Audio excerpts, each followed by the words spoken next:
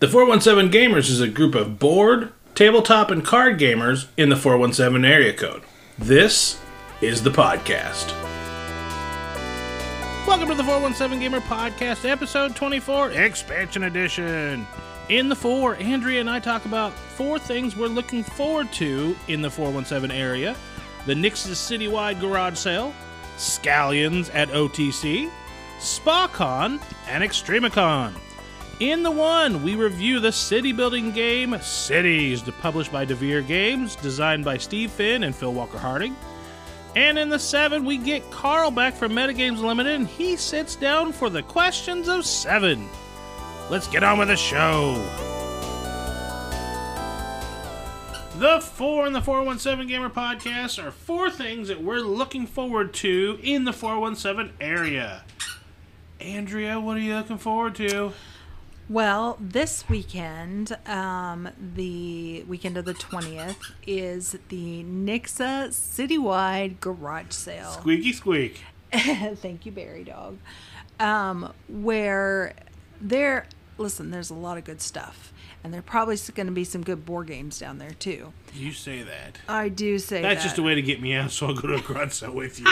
Come on, baby. There are probably some good board games. And you know what? There might be. There might also be some stuff I would like. However, I'm really looking forward to it. There's some really nice neighborhoods down there, some really good stuff. I like going to garage sales, and you do too. You like going to the garage sales and the thrift stores, and do I? Because you do find some good finds from time to time. I find some good finds. Yes, you do. What are you looking forward to then? I'm going to go with Scallions. So, OTC started a culinary department, and on Thursdays for lunch, they are serving different meals. Through their culinary students are serving you different various meals and different things. Yeah. We like trying different restaurants. We do. If you go to their website and see what they have on the menus and whatnot, or follow them on Facebook. Yeah, follow on Facebook. I think it's going to be basically Thursdays through November, until the classes adjourn. Yes, that's exactly right. And only for lunch, not dinner. Open from 11 a.m. to 1 p.m. in the Information Commons West, room 108. It's at OTC. Reservations are required. 1001 East Chestnut Expressway. For reservations, you can either go through Scallions at otc.edu or call 417-447-8283.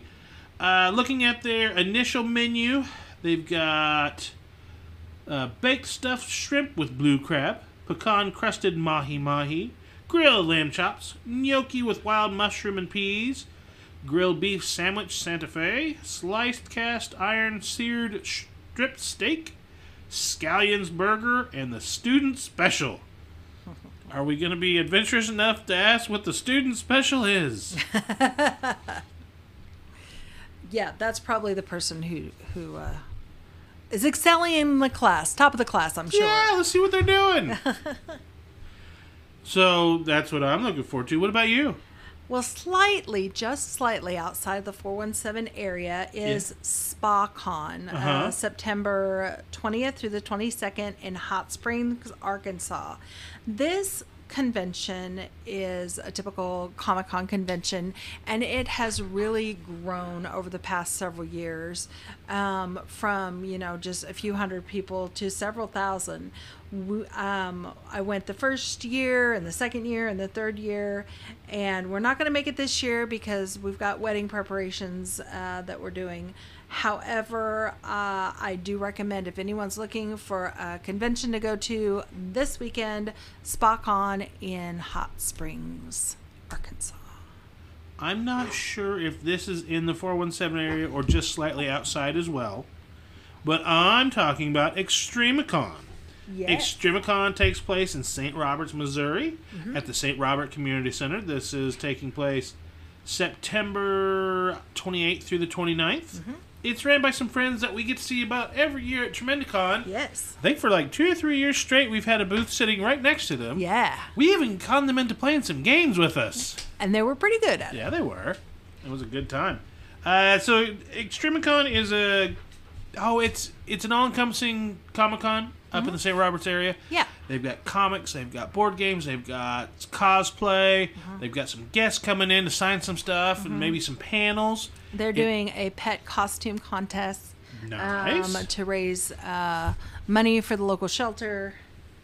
So if that sounds like a good time for you, go to Extremicon.com and we will have links and notes. We'll have loots in the show notes. We make it upwards. Yeah. Either go to Hobby Gaming Network on Facebook, or if you're listening to this on YouTube, go down to the comments and we'll have some links there. Yeah. So that's 4 things that we're looking forward to in the 417 area. The topic of this episode, we're reviewing a game. What are we reviewing? Cities. Yeah. Not all of them, just the game. Okay, let's do that. Hey guys, Metagames Unlimited is Southwest Missouri's friendly local game store of choice. Large play space, great board game selection, magic cards, Warhammer, paint, supplies, everything you could want for gaming. The 417Gamers and we usually are out every Thursday night from 6 to close playing them games, teaching them up. Come out and play games with us. Also, check out some of the events that they run in town. Every Tuesday, Seth is at Finnegan's Wake on South Street teaching games. On Wednesdays, they have Commander Night at Everyday Tie. Check their Facebook at mguinc.com or go over to the Facebook page, facebook.com/MetaGamesUnlimited, or on Instagram at meta_games_unlimited. Let's get on with the topic of the show. The one in the 417 Gamer podcast is our topic of the show, and in this show we're reviewing the game Cities. Cities is designed by Steve Finn and Phil Walker Harding, published by DeVere Games in 2024. Cities is a tile placement open drafting game, plays 2 to 4 players in roughly, I'd say 30 to 45 minutes. In Cities, people have workers, the players do. They'll place a worker to draft 4 different things. You can put a worker in each of the 4 columns. You can draft a scoring card for the end of the game. You can draft a city tile to expand your city. You can draft features to throw into your city. Or you can draft buildings to build on top of your city. Yes. You do that 8 rounds. 8 rounds of drafting in a 3 to 4 player game. 4 if you're just playing a 2-player game. And at the end, you score it up. Game over. There's also a global scoring board at the very top, and there are 4 double-sided boards for that, and they're named New York, Lisbon, Rio de Janeiro, Paris, Tokyo, so on and so forth. One of them has some questionable font that we struggled with the name for a minute. We struggled, yes, we did. But no, I like this game. We played it with a couple heavier gamers, and they liked it just fine, even though I would consider a lighter family weight game. Yeah. Although I will say it's not an introductory family weight game, just because of the variable scoring. It's not just you do this, you get points. Right. Because every round, different scoring cards come out in addition to the city the features and all features and stuff. So it's a little mid-weight family game. I wouldn't take it to Christmas and play it, with your parents who hardly ever play board games. I wouldn't play with my parents, but I play with most of the rest of the family. Yeah, your sister my and her uncles, my husband. sister, yeah.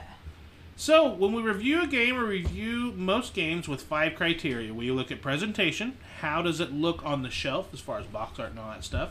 How does it look on the table? Does it sell itself and make everybody and yourself want to play the game? Components rulebook. Are the components really nice, tactile? Are they on the crummy side? How's that rulebook to get through? Because next month we're going to have Sansu on, and we're going to talk about learning games, and man, some rule books can be pretty rough. Yeah. Gameplay. How well does the gameplay, and how does the player count vary with that? Theme. How does the theme integrate with the game, and how much do you enjoy the theme? And then it factor. How much do you want to play the game right now? We add all that up. We divide by possible points. We give a 1 to 5 grade in each of the criteria. We divide by, and we get a final score. Andrea, presentation. What do you think about cities? So the box in general is nothing that really stands out. It's just typical box art as far as I'm concerned. Yeah. When you get inside, I do like the quality of the buildings. They're plastic, but you stack them. And they stack well. They stack well. They got a good feel to them. They're pretty heavy. They're not going to break after your second play of the game. They're pretty good quality. The cards look nice. They're easy to understand. And it looks good all laid on the table by the time you've got all of the... and your player board is where you stack your cities with that you get... I'm so sorry. You get cards that have squares on them that you build up the cities on, and you can also get parks and water spaces, and there are little cardboard pieces that you put in the parks and on the waterways, little boats and stuff. Sure. Anyway, it's very... I give it a 3.0. 3.0. I'm going to give this a 3.6. I agree with you. The box art is fine. Yeah. But as far as the game laid out, I think the art is very pretty, eye-catching. Because the buildings stack, it catches your eye from away. And that's one of the things on game night, when you look at the other tables. Yeah. Because for us, and we're in a group to where Thursday nights, there's 4 to 7 tables going at once, and you have picks a lot of the times. You look over, like, I probably picked wrong. That's really pretty over there. This looks really nice, and this is a get you in, get you out type game. And for that light of a game, I think the presentation... Yeah. I've talked myself to a 3.7. Really? So you're at a 3.0, and I'm at a 3.7. Okay. Components and rulebook.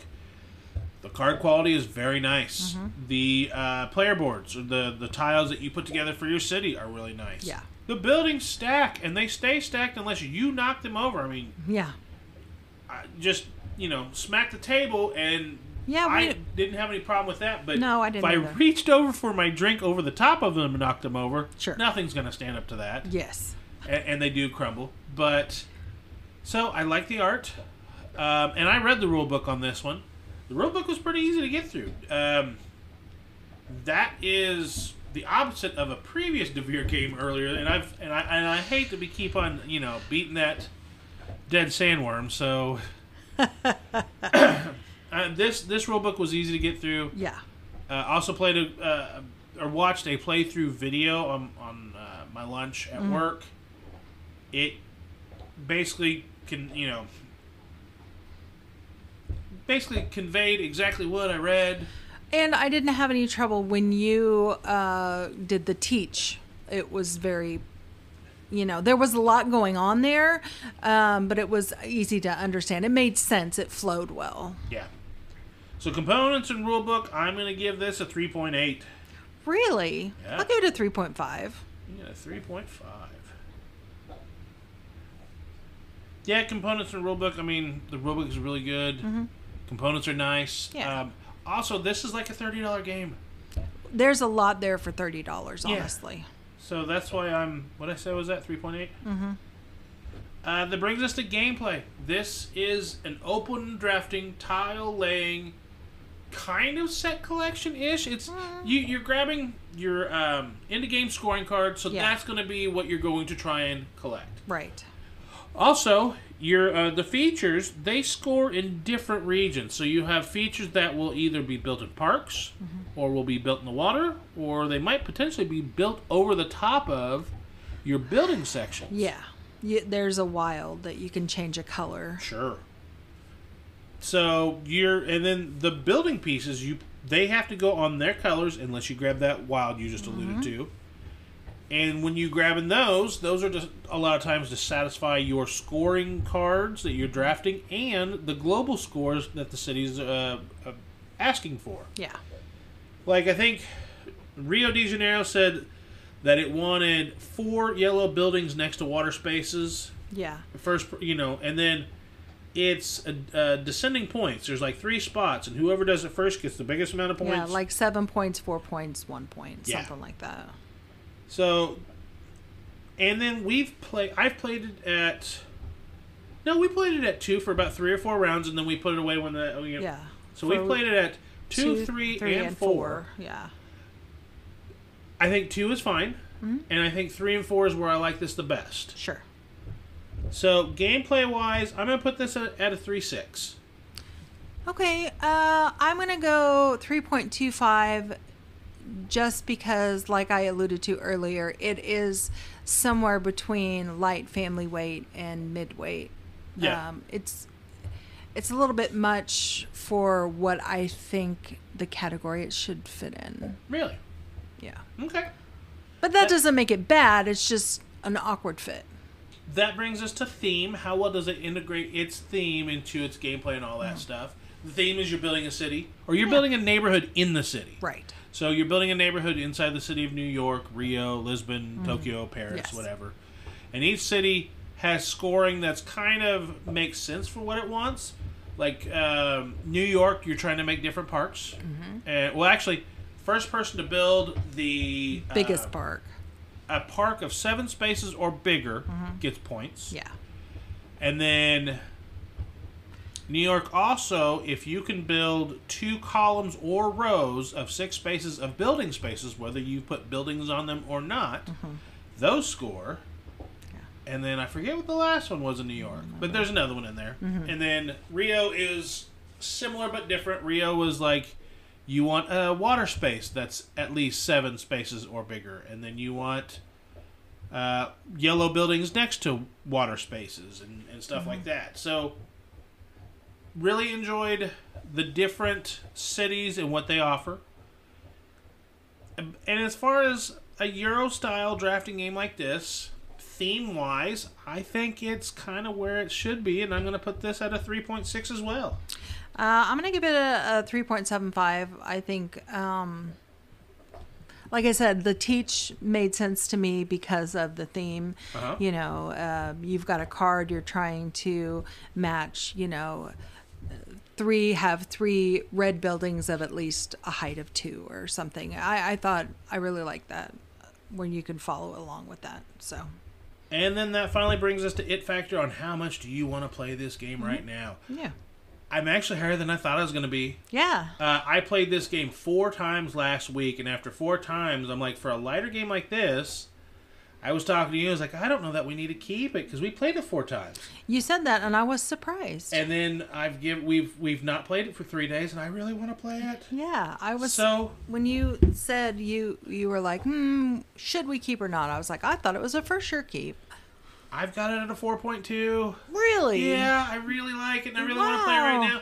Now, it is the new shiny. Yeah, it's true. And I do absolutely, if we play the heck out of all the cities, because we've played 3 cities so far. Right. Rio, New York, and I can't remember the third one we played.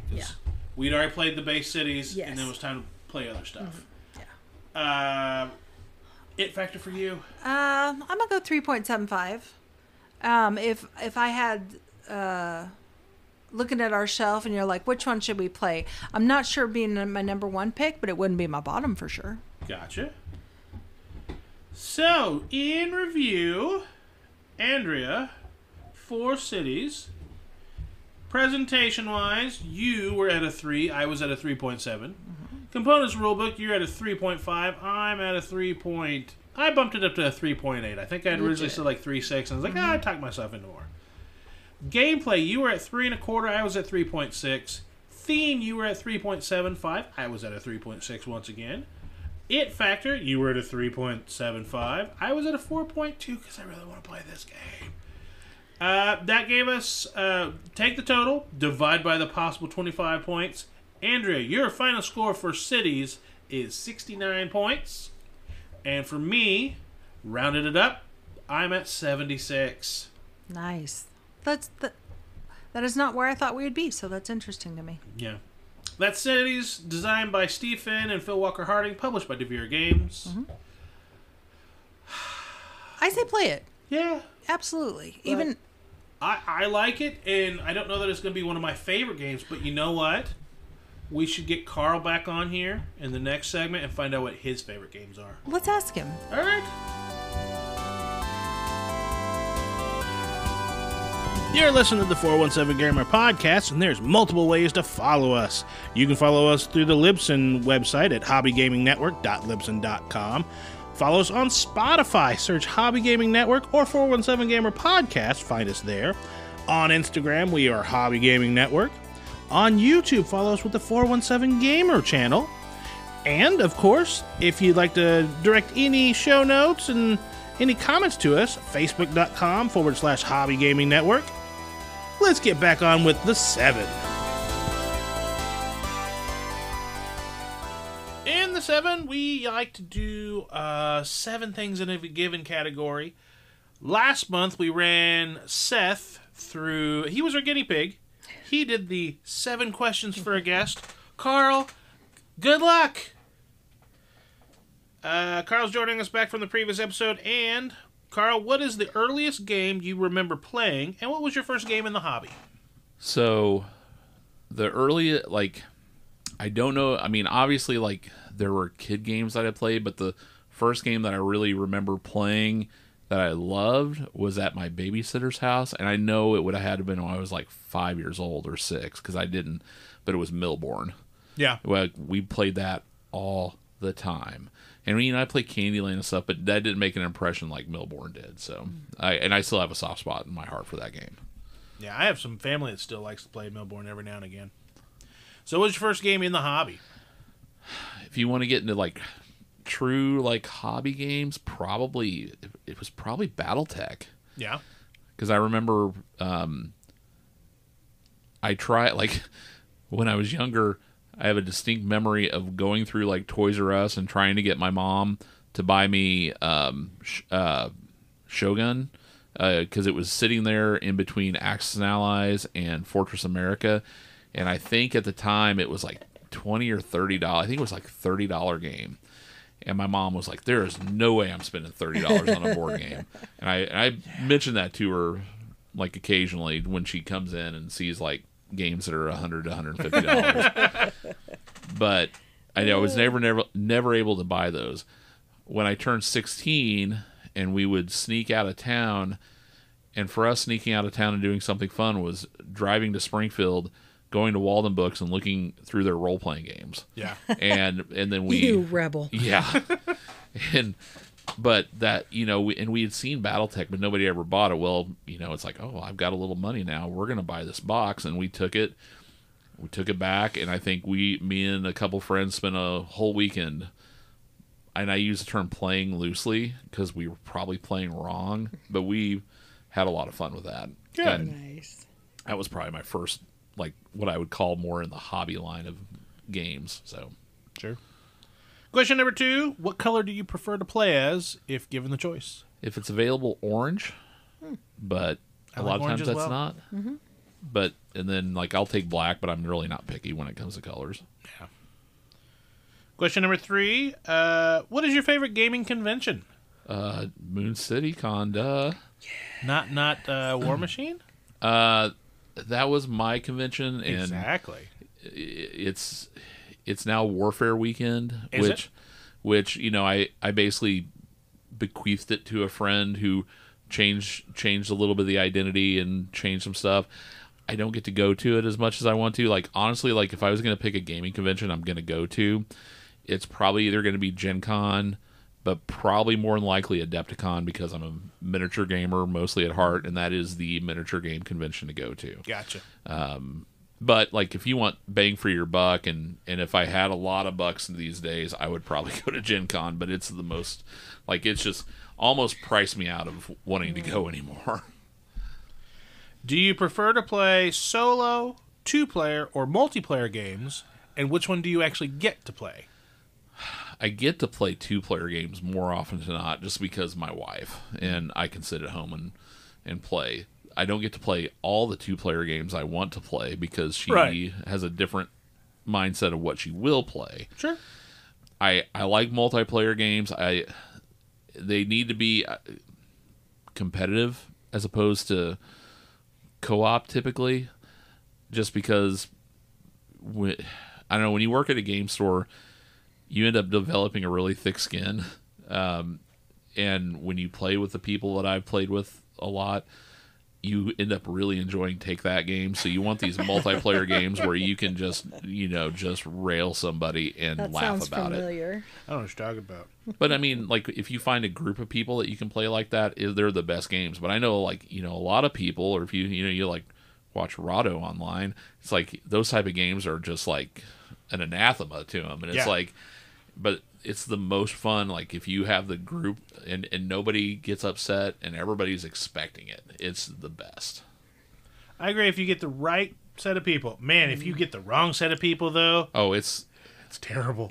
Or if, like we were at the convention that I used to run, there was so this will be like a slight plug. A friend of mine's got a board game coming out called End of the Line. The second edition is coming out. He just kickstarted it not too long ago. It's a fun little... The new one's going to be drafting to a degree, but it's a programming game where you are sending out your family members to get in lines for supplies, and it's like a Fallout-style apocalypse game. So you have lines for food and gas and water and ammunition, and like you can put the cards that you play, let you put your guys in line, and at the end, after everybody's done playing cards, if you're at the front of the line, you get 2 of that item. If you're at the end of the line, you get 0. But there's like cards that you can like steal somebody's wife, because there's like a husband, a wife, a son, a daughter, and a dog, and there's a lot of Take That involved. But it's like a party game, and it's just a blast to play. But I played that and I made somebody really mad because we were playing, and it's got a lot of Take That elements to it, and it's fun. But this person was not playing and did not like it like that, and I may have said a couple things that didn't make him happy. Oh. Everybody else had a great time, though. Question 5. Just an estimate. How many games do you think are in your personal board game collection? It's probably around 50 or so. Yeah. It's not as many as I used to have, but like I said previously, like I'm a little pickier on what I take in board game wise. And like my miniatures, I'll be a little more choosy, but yeah, it's probably around 50 if I was to guess. Maybe not that many. I'm not 100% sure. Number 6, is there a game that you have not won, but you really want to?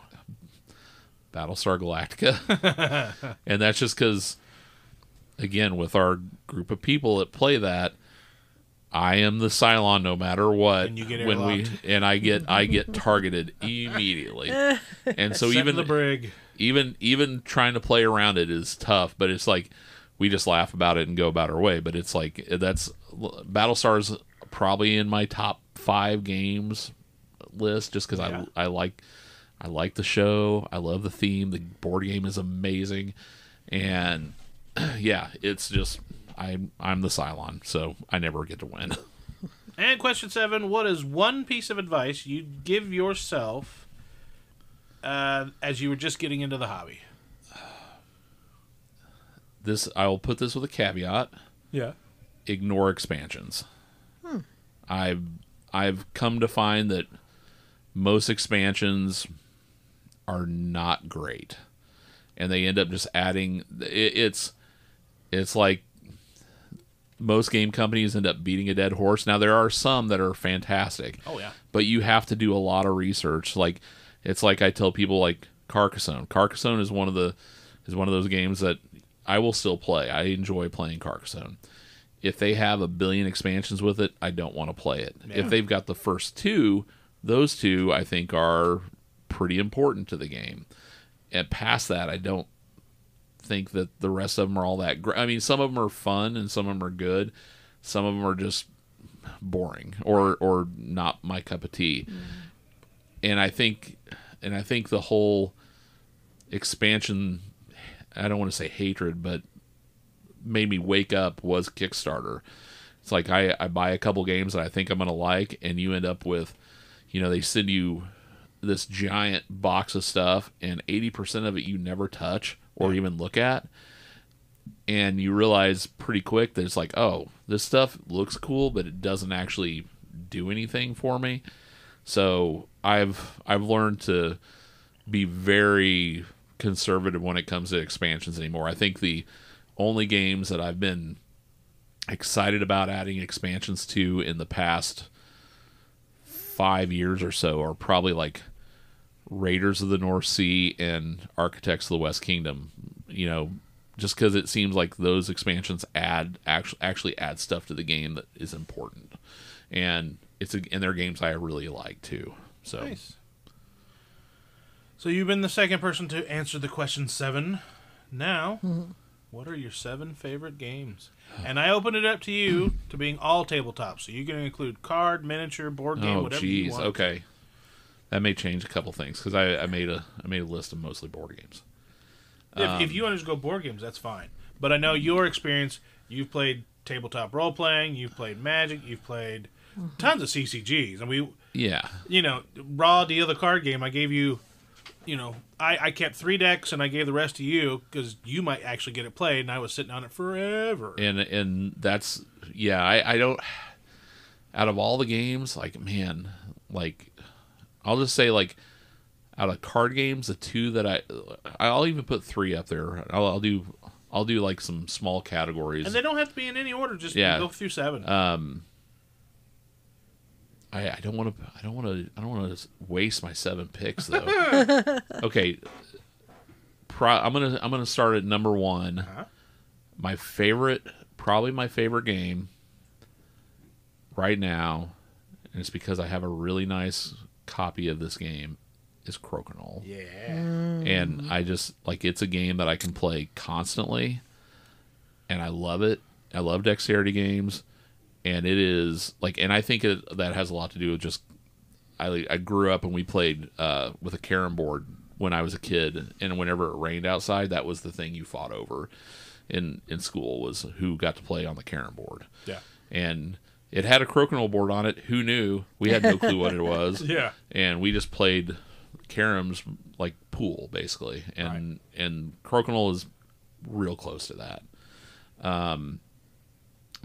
Number 2 is probably our favorite board game, and that is El Grande.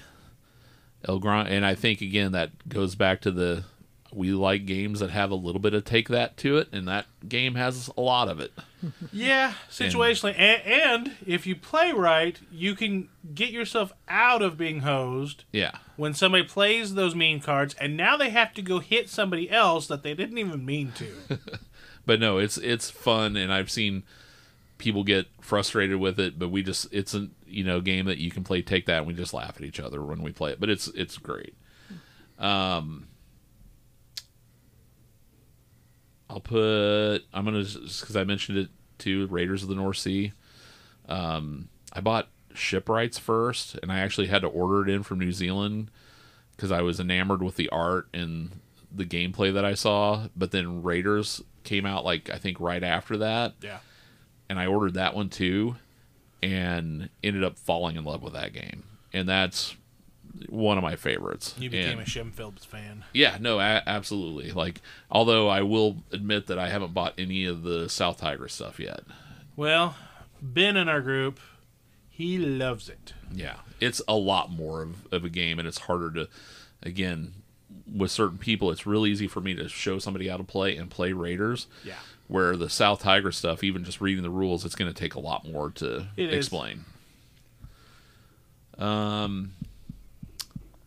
Favorite 2-player game is probably Watergate, because it's sort of like Twilight Struggle, but stripped down and bare bones and fun and quick. Plus, I do like historical type stuff, and it you don't need to know the history behind it, but politics and stuff always is. I found that interesting. So, it's frustrating and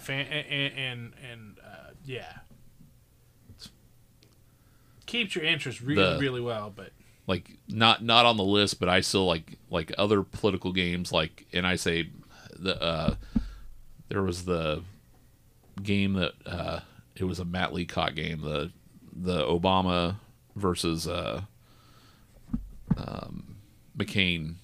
Oh yeah, Making game. of a President. No, that was the next. That was Making the President 1960. That is Twilight Struggle, but this one is is sort of along those lines, but it's different. Campaign Manager, maybe? Campaign Manager, that was it. Okay. And I enjoy that one too. So, but again, that's more theme than anything. All right, you else. got 3 spots left. Okay. Number 5. I'll put Blood Bowl down because Blood Bowl I've always said is my desert island game.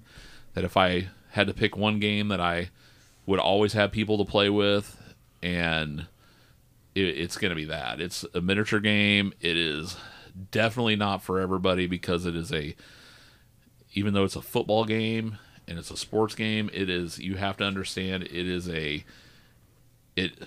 people get frustrated because when you play it, if you screw something up when it's your turn is over. So it becomes a damage control game. It's like, how long can I do stuff until I fail? And a lot of people don't like that. But once you sort of become okay with it, and okay with the chaos and the randomness because it's dice, and unlike 90% of the people on Board Game Geek, I don't mind dice. It's just great, and it's fun, and it's chaos, and it's also the only game it's the only game you can play that will give you the highest highs and lowest lows of a game. Number 6. I would say that. Another dexterity game, Tumbling Dice. I will play Tumbling Dice anytime. I love that, and it's got a communal feel that not a ton of games get. And when you're standing around, rolling the dice and then trying to knock other people's off, it's great. Have you played with polyhedrals? No, I can't think that would be fun, though. It's strategic, because it's going to be really hard for you to stick a D20. So you just use it as a boulder to try and clear other people's pieces. Unless you want to really try and press it and try and get it to score. You throw it. Is there rules for this? Because I haven't ever played this. No, we just use we use the same rules that you use with regular tumbling dice. You start the dice on the platform and you kind of toss them. But we just use a set of polyhedrals. Oh, interesting. The scores were crazy. Cause my brain is buzzing now. I sort of want to try this. Yeah. I mean, everybody had a set of just, we just played it one night, and the scores were all over. I mean, one person had like 2, and the other person was, near 100. And then finally, number 7. So I put down Dead of Winter on my list because I really like that game. But then after mentioning it earlier and thinking it now, it's got to be Battlestar Galactica. Same type of thing. And I know it's been remade, and everybody tells me that Unfathomable is a better version mechanically, and it probably is. I don't care. I love Battlestar Galactica. It's one of my favorite shows, warts and all. Love the series. Love the game. I like playing and airlocking people and giggling about it, and and then being wrong because that wasn't a Cylon. Oh, I was wrong. I was the Cylon. Yeah. Too bad for you guys. I'm not the Cylon. God. Carl, but no, that's got to be on my list. Thanks for coming on. Thank you. Thanks for coming on the 417 Gamer podcast. You can follow Metagames on Facebook at facebook.com/metagames unlimited. Go to their website at mguinc.com or their Instagram at meta_games_unlimited.